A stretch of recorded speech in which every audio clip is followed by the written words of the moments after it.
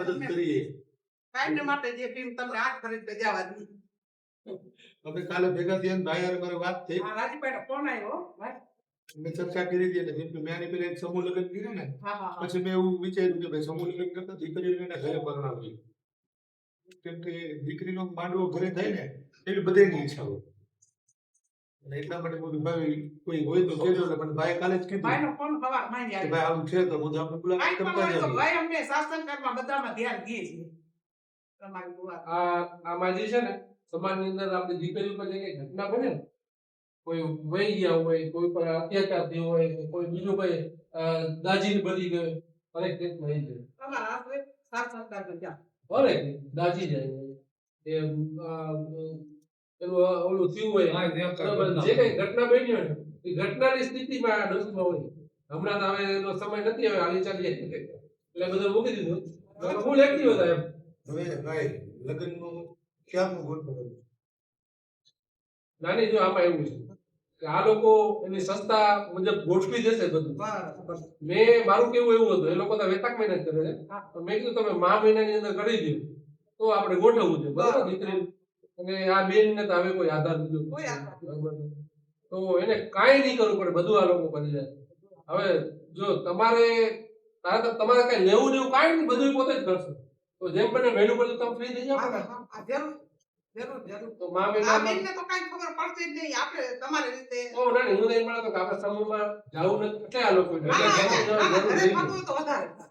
આપણે ઘર બે બાજુમાં આપણે ગોઠવી દઈએ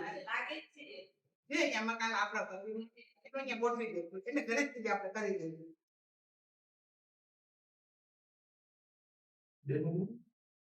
બેન નંબર બેન હા બેન આપો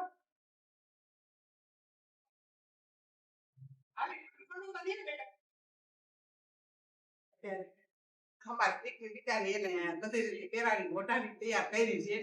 કઈ સારું લાગે ને શું નામ છે બેન નિશા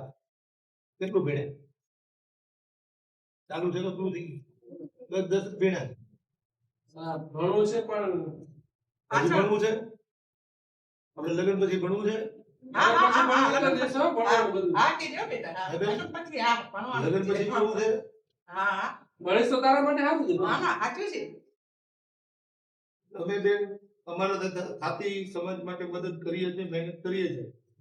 અને કરતા રહેશું તમે બધા છે ને એ અમારું ભવિષ્ય છો તમારા આગળનું ભવિષ્ય વિચારવાનું અમે ભવિષ્યનું વિચારીને આ એક કાર્ય ઉકેલ્યું છે કેમ કે તમે હવે પછીની જે પેઢી છો ને એને અમારી કરતા વધારે લાંબી લડત લડવાની છે તમે ભણેલા હશો શિક્ષિત હશો તો તમને સમજાય હું કરું બાકી તો